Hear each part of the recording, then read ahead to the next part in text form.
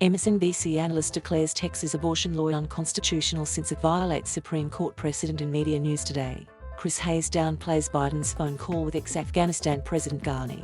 Ex-CBS anchor Dan Rather gets crushed. The tweet comparing pro-lifers to the Taliban. And an MSNBC analyst likens the Texas abortion law to slaveryMSNBC. Legal analyst Joyce Vance claimed Thursday that the recently implemented Texas abortion law was unconstitutional because it violates prior Supreme Court precedent. Appearing on Morning Joe, Vance argued the law was illegitimate because it violated the 1973 Roe v. Wade ruling making abortion legal across the country, as well as the 1992 Planned Parenthood v. Casey case.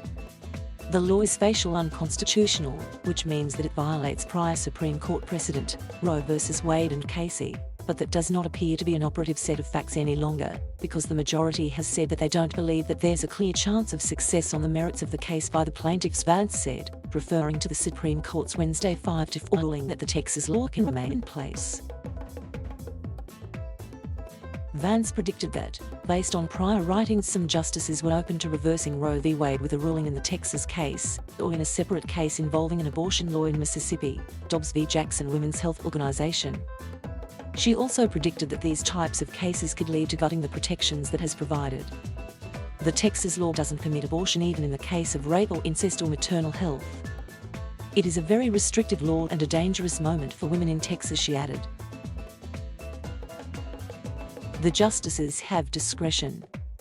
They choose which decisions to address.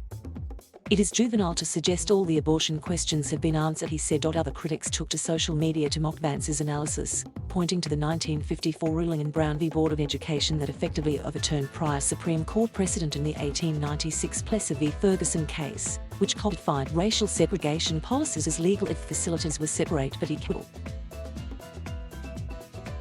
Vance previously compared the new abortion law to slavery in a tweet that she later deleted, admitting that it was a bad take and that there was no comparison to slavery. The Supreme Court is set to hear arguments on Dobbs v. Jackson Women's Health Organization later this fall, with a decision expected next year.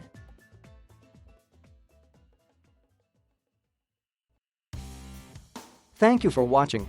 Please subscribe.